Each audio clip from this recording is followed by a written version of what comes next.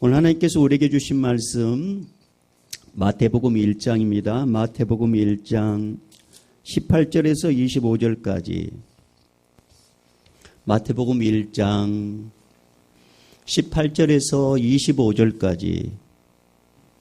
우리 한 절씩 교독하고 25절은 우리 한 목소리로 같이 읽겠습니다. 제가 먼저 1장 18절을 제가 먼저 보겠습니다. 예수 그리스도의 나심은 이러하니라. 그의 어머니 마리아가 요셉과 약혼하고 동거하기 전에 성령으로 잉태된 것이 나타났더니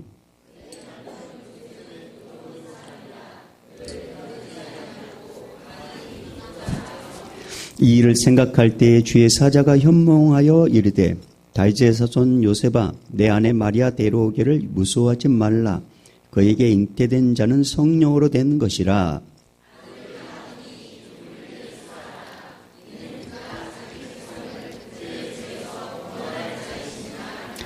이 모든 일이 된 것은 주께서 선지자로 하신 말씀을 이루려 하심이니 이르시되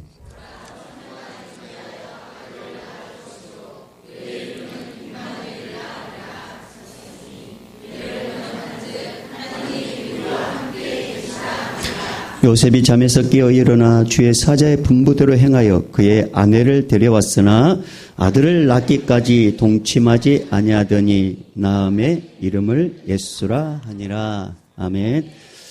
우리 서로 축복하겠습니다. 잘 되고 있습니다. 기도하면 더 잘 됩니다. 하나님이 하십니다. 행복하세요. 네. 오늘도 하나님께서 하실 것입니다. 우리 그렇게 하나님께서 하실 걸 기대하면서 우리 믿음으로 우리 하나님이 하셔. 우리 선포해 볼까요? 시작. 하나님이 하셔. 하나님이 하셔. 하나님이 하셔. 아멘. 아멘. 아멘. 할렐루야. 예수님이 이 땅에 오신 이유, 예수님이 이 땅에 오신 이유라는 제목을 가지고 주임성 듣겠습니다. 우리 안겔스 찬양팀 좋았어요. 너무 은혜 받았습니다. 네, 축복합니다. 네. 어느 추운 겨울 한방눈이 몹시 내리는 주일날이었습니다. 신앙심이 깊은 남편을 따라서 예배를 드리고 이제 집으로 돌아가는 아내가 계속 차를 타고 가면서 의심을 토해내는 것입니다. 어떻게 하나님의 인간으로 오실 수 있지? 난 아무리 믿으려 해도 믿을 수가 없어. 그러니까 자꾸 이제 아내가 불평을 하고 못 믿겠다고 하니까 남편은 의심이 많은 이 아내에게 계속적으로 설명을 하지만 소용이 없었어요. 그렇게 하고 이제 집에 딱 왔는데 집 문 앞에 딱 이르자 이상한 광경이 딱 시야에 들어옵니다. 참새들이 눈이 많이 와가지고 먹을 것이 없어가지고 먹을 거 찾으러 왔는데 어디까지 오게 되냐면 그 집 대문 앞에 막 참새들이 모여 있는 것입니다. 남편의 직감으로 얘네들이 배가 고픈가 보구나 그러면서 집으로 들어가서 먹이를 가지고 참새들이 딱 던져줬습니다. 그랬더니 새들은 그냥 아랑곳하지 않고 푸드득 날아가 버린 것입니다. 남편이 실망하면서 이렇게 이야기했습니다. 새들아, 난 너희를 해치려고 하는 게 아니야. 이것을 먹지 않으면 너희들은 굶어서 얼어 죽는다고.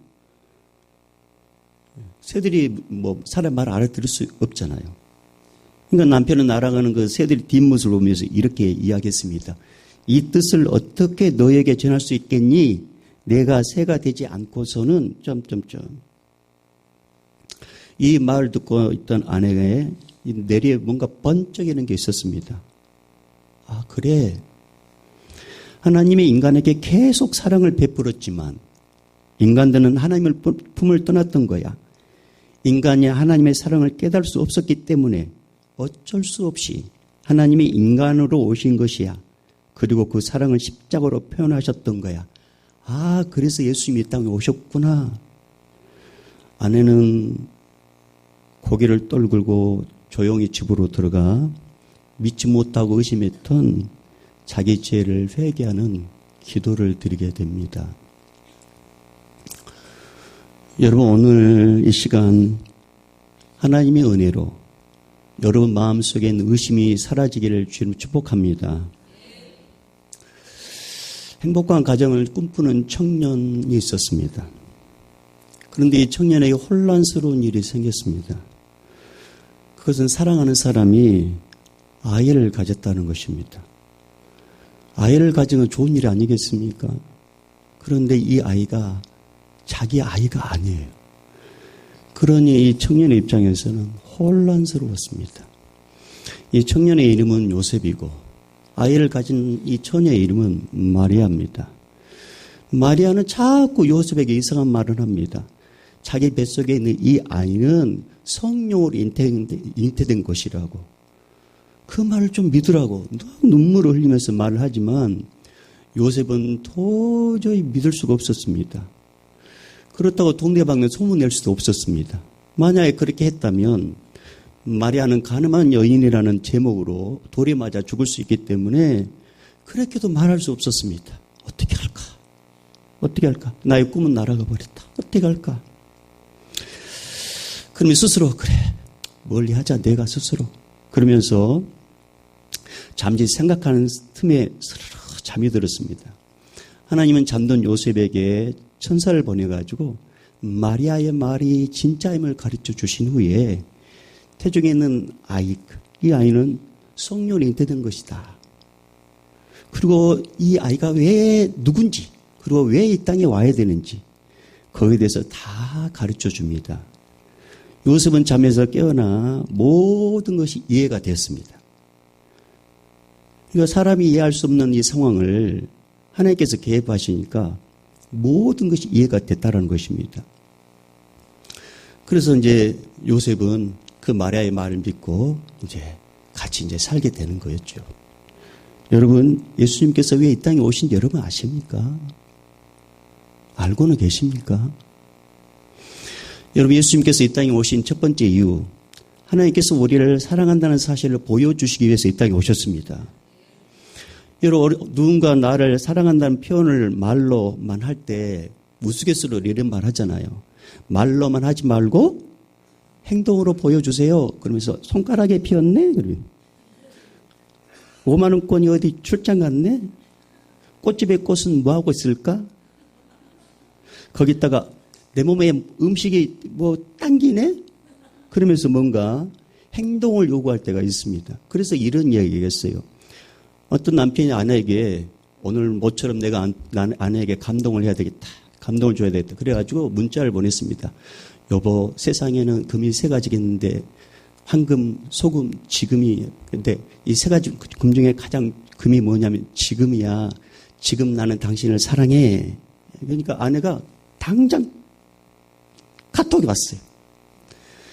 남편은 딱 기대하는 마음으로 딱 봤습니다. 그랬더니 그 아내가 답장을 썼습니다. 사랑한다고? 그렇다면 현금, 지금, 입금. 행동으로 보이라는 거죠. 행동으로. 요셉은 여러분 보십시오. 마리아를 진짜 사랑했습니다. 근데 아이를 가졌다고 하니 얼마나 황당했겠습니까? 더군다나 성령으로 잉태된 아이라고 하니 얼마나 기가 막혔겠습니까? 마리아가 이 뱃속의 아이는 성령으로 잉태된 아이란 말이에요. 라고 했을 때 요셉은 분명히 이렇게 말했을 것입니다. 그 말 나보고 믿으라고? 지나간 사람 붙잡고 이야기해봐란 말이야. 그 말 나보고 믿으라고? 자기 울분과 마리아에 대한 어떤 소운함, 행복이 깨졌다는 그런 어떤 마음들, 와장창 깨져버린 마음들, 이것을 동네방네 막 이야기하고 싶었지만 마리아, 이 요셉은 그럴 수 없었습니다. 왜? 사랑하니까. 오히려 요셉은 마리아를 생각하는 마음으로 가만히 끊고져 있다고 19절은 그렇게 기록되어 있습니다. 여러분 19절 읽어볼까요? 시작. 그의 남편 요셉은 의로운 사람이라 그를 드러내지 아니하고 가만히 끊고자 하여. 여러분 이후에 요셉은 자기가 진짜 오해하고 있었다는 사실을 하나님을 보낸 천사를 통해서 알게 됩니다. 그래서 요셉은 말로만 사랑한 게 뿐만 아니라 행동으로 자기의 사랑 마음을 보여줬단 말입니다. 왜냐하면 까발리지 않았다는 거죠. 여러분 성경 말씀 보면 하나님을 사랑한다는 것을 행동으로 보여준 많은 인물들 중에 아브라함이라는 사람이 있습니다. 창세기 22장 보면 하나님께서 아브라함 보고 네 독자 아들 이삭을 내게 번제로 바치라 이 명령을 합니다. 아브라함은 진짜 하나님을 사랑했습니다. 아브라함은 누구와도 상의하지 않고 아들 데리고 3일 길을 걸어서 번제드릴 모리아산까지 가게 되는데 그 과정 가운데 아브라함 입장에서는 이 3일이라는 그 기간이 엄청난 고난의 기간이었고 갈등의 시간이었고 번뇌의 시간이었고 고민이 가득 찼었을 것입니다. 하루하루 갈 때마다 수십 번 아니 수백 번 못한다고 할까? 그냥 돌아갈까? 아니면 아들 이삭만은 안 돼요. 하나님 줄 때는 언제 곧 이제 달라는 거예요. 차라리 나를 죽이세요. 그렇게 해보고 싶었을 것입니다. 하지만 아브라함은 3일 동안 묵묵히 아들 데리고 모리아 정상에 가서는 단 위에 아들 눕히고 그 다음에 거기에 칼을 들고 진짜 탁 찍으려고 했습니다. 근데 갑자기 하나님께서 아브라함을 부릅니다. 아브라함아. 그 아이에게 손을 대지 말아라. 아무 일도 하지 말아라. 네가 네 아들 내 독자까지 내게 아끼지 아니하였으니 내가 이제야 네가 하나님을 경외하는 줄 아노라. 이렇게 하나님을 사랑한다는 것을 행동으로 보이는 아브라함에게 하나님은 엄청난 축복을 하십니다. 그게 창세기 22장 16절에서 18절 말씀인데 하나님께서 스스로 이렇게 당신에게 스스로 이렇게 맹세를 하셨어요. 한번 들어보세요. 여호와께서 이르시기를 내가 나를 가리켜 맹세하노니 네가 이같이 행하여 네 아들 네 독자도 아끼지 아니하였은즉 내가 내게 큰 복을 주고 내 씨가 크게 번성하여 하늘의 별과 같고 바닷가의 모래와 같게 하리니 내 씨가 그 대적의 성물을 차지하리라. 또 내 씨로 말미암아 천하 만민이 복을 받으리니 이는 내가 나의 말을 준행하였음이니라. 사랑하는 것을 행동으로 보였는데 하나님은 그걸 보셨단 말입니다. 그래서 엄청난 축복을 약속하셨고 그 축복을 우리는 지금 누리고 있습니다. 여러분, 우리 하나님 우리를 창조하실 때 얼마나 감탄한지 모릅니다. 보시기에 심히 좋았더라. 이렇게 감탄만 하고 머무는 게 아니라 우리를 사랑한다는 것을 행동으로 직접 보여주셨는데 그게 뭐냐? 바로 독생자 예수님을 이 땅에 보내어 십자가에 죽게 만드셨습니다. 요한복음 3장 16절 그게 하나님의 사랑의 말씀 아닙니까? 하나님의 세상을 이처럼 사랑하사 독생자를 주셨으니 이는 그를 믿는 자마다 멸망하지 않고 영생을 얻게 하려 하심이라. 사랑 여러분, 여러분은 하나님을 사랑하십니까? 정말 하나님을 사랑하십니까? 말같이 하면 대답도 안 하시렵니까? 다시 묻겠습니다. 여러분 하나님을 사랑하십니까? 정말 하나님을 사랑하십니까?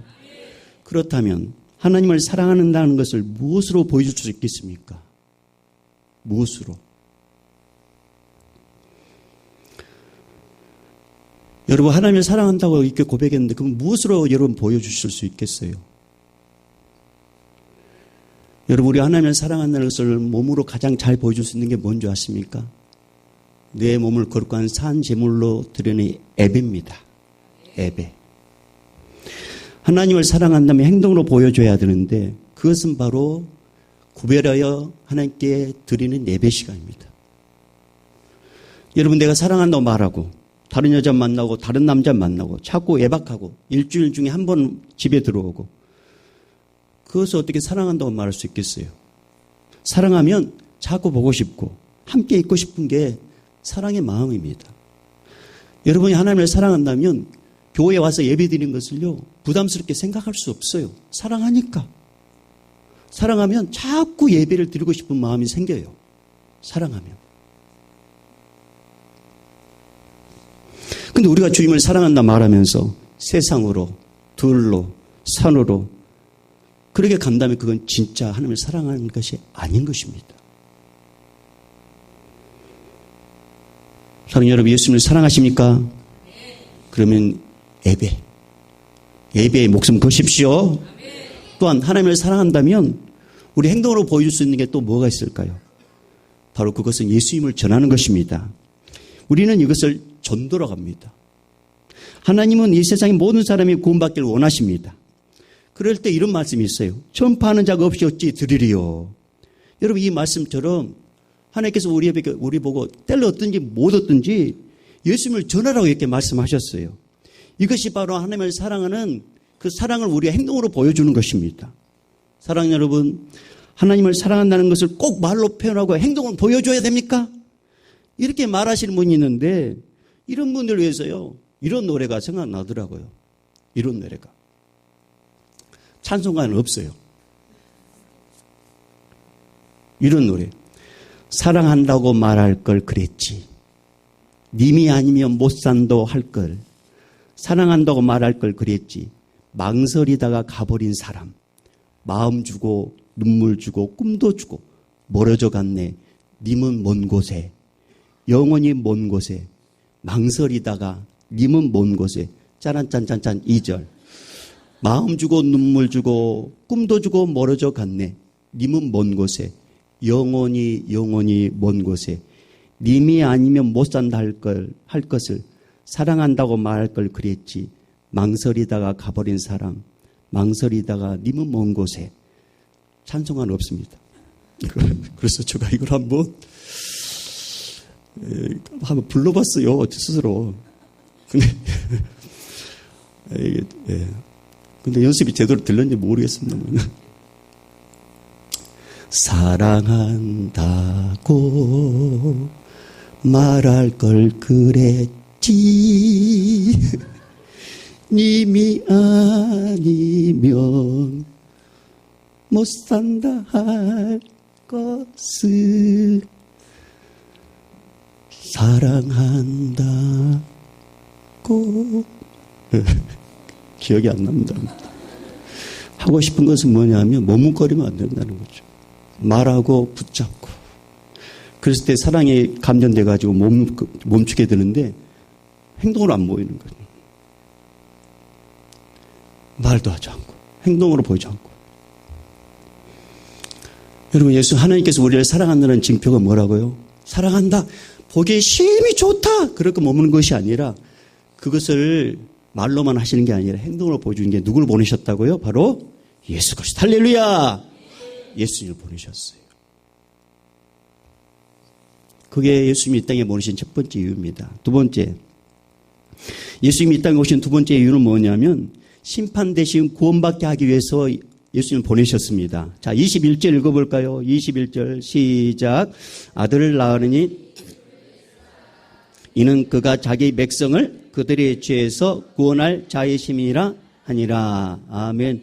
여러분, 요한복음 3장 17절에는 또 이런 말씀이 있어요. 하나님이 그 아들을 세상에 보내신 것은 세상을 심판하려 하심이 아니요 그로 말미암아 세상이 구원을 받게 하려 하심이라. 여러분, 창세기 6장 보면 하나님께서 처음으로 후회한 적이 있었습니다. 그게 뭐냐면 사람들이 생각이 다 죄악으로 가득 차 있어요. 마음으로도 다 모든 계획에 가득 차 있어. 하나님과 전혀 상관없는 어떤 제약된 생각으로 가득 차 있었습니다. 그래서 하나님께서 너무나도 마음이 아프셔가지고 안 되겠다. 내가 이 사람들뿐만 아니라 이 사람들로 인해서 가축과 기는 것과 공중의 새까지도 다 짐을 내가 쓸어버려야 되겠다. 그러면서 이제 심판을 준비합니다. 이렇게 다들 생각도 마음으로 다 하나님과 반대된 삶을 살고 있는 이런 시대에 하나님께서는 구별된 한 사람을 딱 이렇게 꼽으셨는데 그 사람이 누구냐면 노아입니다. 노아. 하나님께서 노아 보고 다 만들 방주를 보여주는데 그 사이즈를 다 보여줍니다. 이렇게 만들어라. 노아는 하나님께서 만들려고 하는 그 방주를 이제 산에서 만들었습니다. 여러분, 사람들은 배는 바닷가나 큰 강에서 만드는 것이 상식인데 산에서 배를 만든다고 하니까 얼마나 참 미련스럽게 보였겠습니까? 그래서 방주 만드는 현장이 관광 코스가 되어가지고 세상에서 가장 웃긴 공사 현장 순위 안에 들어갔어요. 그래서 사람들이 다 여기서 구경거리 하는 거, 구경을 하는 거예요. 여러분, 성경에 나와 있지 않지만 노아는 구경 사람들에게 분명히 이렇게 말했을 것입니다. 하나님께서 물로 심판하십니다. 그러니 어서 잘못된 것을 빌고 회개하고 하나님을 찾으셔야 됩니다. 구경 오는 사람들마다 그것도 100여 년 넘게 계속적으로 왜? 관광 코스가 됐으니까. 미련한 사람 1순위. 세상에 배를 산에서 만든다. 아이고 구경 가세요. 자, 나를 따라서요. 깃발 들고 막 깃발 들고. 자, 따라오세요. 그 사람들 보고 하나님 물로 심판하십니다. 하나님 찾으셔야 됩니다. 이렇게 살면 안 됩니다. 100여 년 동안, 100여 년 동안.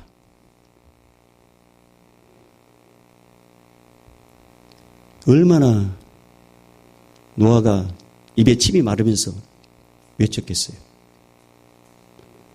여러분, 하나님께서 그렇게 오랜 시간 동안 방주를 만들려고 하게 했던 이유는 뭔지 아십니까? 어떻게든지 백성을 돌이키려고, 사람들에게 기회를 주시려고. 그렇게 오랫동안 방주를 만들게 하셨어요. 기회 주시려고. 그런데 사람들은 노아의 말에 콧방귀를 낍니다. 아예 들으려고도 하지 않습니다. 웃기는 소리, 농담으로 여겼습니다. 드디어 방주 완성됩니다. 구별된 짐승이 방주 안으로 다 들어가는 것을 보고서도 사람들이 여전히 깨닫지 못합니다. 모든 짐승이 들어가고 일주일 만에 하나님께서 문을 딱 닫습니다. 그리고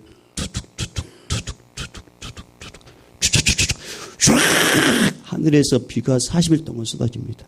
땅에서 지하수가 팍 터집니다.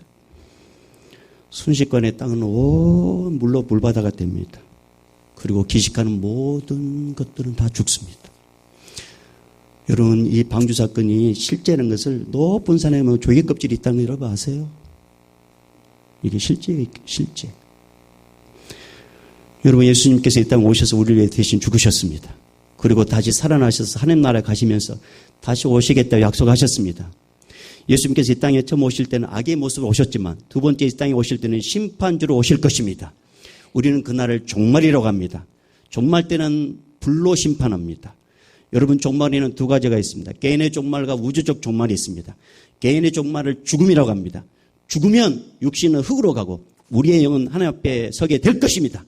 하나님 앞에 설 때 예수 믿으면 천국, 예수 믿지 않으면 영원한 불, 뜨거운 불. 거기서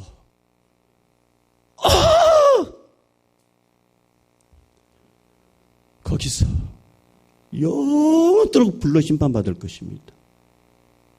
우리가 살아있을 때 예수님이 오시면 예수 믿는 사람은 휴가가 됩니다. 들림받게 됩니다. 예수 믿지 않는 사람들은 땅에 남아서 7년 대환란을 당하게 됩니다. 죽고 싶어도 죽지 못해요. 엄청난 고통을 당하게 된다는 것입니다. 앞으로 그날이 점점 다가오고 있습니다. 그날이. 방주가 점점 만들어졌을 때도 여전히 사람들 농담을 여겼단 말입니다. 주님이 오실 때 심판주로 온단 말을 여러분 농담으로 여긴단 말입니다. 여기 있는 사람들 가운데도 그런 일이 어디가 있어? 그럼에도 불구하고 하나님께서 왜 불로 심판하는 것을 보려 안주하십니까? 왜 예수님을 이 땅에 당장 보내고 싶지만, 제 이름대로 보내고 싶지만 왜 보려 안주하십니까? 나와 여러분을 사랑하기 때문에 그렇습니다. 왜? 회개할 기회를 주기 위해서. 돌이킬 수 있는 기회를 주시기 위해서. 할렐루야! 아직 기회 있을 때 예수님께 돌이키십시오. 그래서 사도행전 4장 12절 말씀. 다른 이로서는 구원을 받을 수 없나니 천하 사람 중에 구원받을 만한 다른 힘을 우리에게 주신 일이 없음이라 하였더라. 여러분, 예수님 잘 믿으십시다. 예수님 잘 믿으십시다. 그래서 예수님이 이 땅에 오신 이유가 바로 심판하려는 것이 아니라 구원하기 위해서 오신 거예요. 구원하기 위해서. 세 번째, 마지막 예수님께서 이 땅에 오신 이유. 하나님께서 우리와 함께 하심을 보여주기 위해서 오셨습니다. 여러분 23절. 자, 23절 같이 읽어봅니다. 시작. 보라, 처녀가 잉태하여 아들을 낳을 것이요 그의 이름은 임마누엘이라 하리라 하셨으니 이를 번역한즉 하나님이 우리와 함께 계시다 함이라. 아멘. 요셉은 며칠 밤 잠을 자지 못했어요.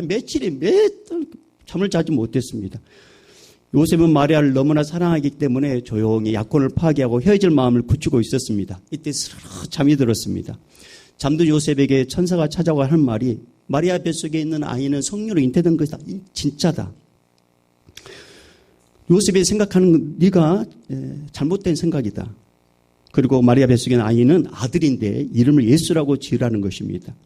이 모든 일들은 구약의 선지자가 하신 말씀을 이루기 위해서 하셨다고 구약 이사야 7장 14절 말씀, 그게 23절이란 말입니다. 이사야 7장 14절 말씀을 딱 이야기해 줍니다. 요셉이 잠에서 깨어났을 때 요셉이 이제 완전히 다른 사람이 됐습니다. 모든 것이 이해가 됐습니다. 하나님께서 모든 사실을 가르쳐 줬기 때문에 이제 더 이상 고민할 이유가 없었습니다. 왜? 알았어요. 아, 그렇구나. 내가 오해하고 있었구나. 아, 내가 잘못된 생각하고 있었구나. 하나님이 개입하니까 이게 모든 게 다 이해가 됐습니다. 그리고 요셉은 천사가 가르쳐 준 대로 그대로 준행합니다. 그게 24절, 25절. 자, 24절, 25절 읽어볼까요? 시작. 요셉이 잠에서 깨어 일어나 주의 사자의 분부대로 행하여 그의 아내를 데려왔으나 아들을 낳기까지 동침하지 아니하더니 나음의 이름을 예수라 하니라. 아멘. 사랑하는 여러분, 오늘 여러분 삶 가운데 이해되지 않는 것들이 성령의 감화 감동으로 이 시간에 다 풀어지길 주님 축복합니다. 이해되지 않은 거. 근데 이해되지 않을 때 자꾸 세상으로 간단 말이에요. 이해되지 않으면 않을수록 하나님 품으로 와야 되는데 하나님 품에 오면 하나님께서 다 이해하도록 도와주시는데 자꾸 세상으로 간단 말이에요. 세상에 가면 이해가 될 것 같아요. 안 된단 말이에요. 안 돼요. 하나님이 세상을 만드시고 하나님이 주인이신데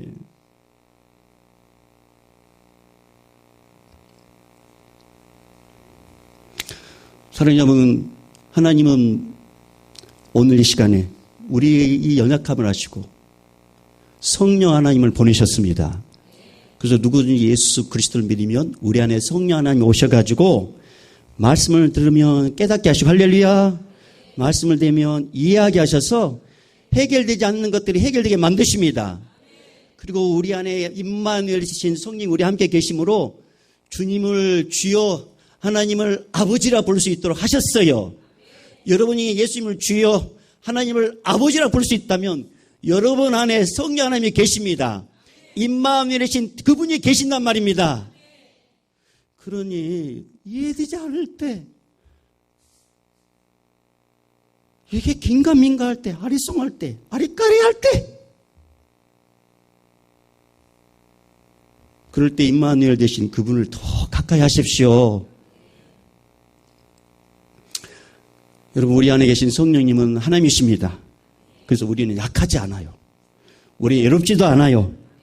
예수님의 권세가 내 권세예요. 없는 자 같으나 모든 것을 가진 자예요. 그래서 우리는 부자예요. 할렐루야. 그러니까 옆에 분에게 이렇게 인사해요. 당신 부자입니다.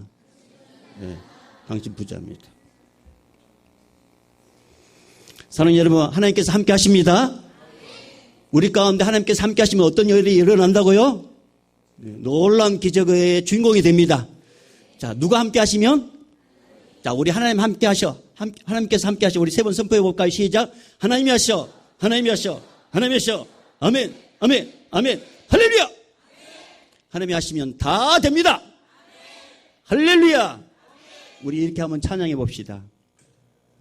그렇습니다. 하나님 그리스도 은혜와 하나님 아버지의 한량없는 사랑하심과 성령님의 감화 감동 교통 충만하심이 우리를 너무나도 사랑하셔서 이 땅에 예수님을 보내시고 우리를 대신해서 죽게 만드시고 누구는 예수 믿으면 제사함받고 하나님의 자녀가 되고 하나님 나라에 가서 영원토록 살 수 있는 이 놀라운 축복을 우리에게 주신 은혜에 감사하여 늘 감사하며 감격하기를 원하는 우리 믿음의 식구들의 그 모든 결단과 앞길 위에 오늘도 복음 전하는 우리 선교사님과 인나라민족과 이 예배 현장에 있는 우리 다음 세대들과 우리 청년들 앞길 위에 우리 믿음의 권속들 위에 이제부터 영원히 있을지어다. 아멘.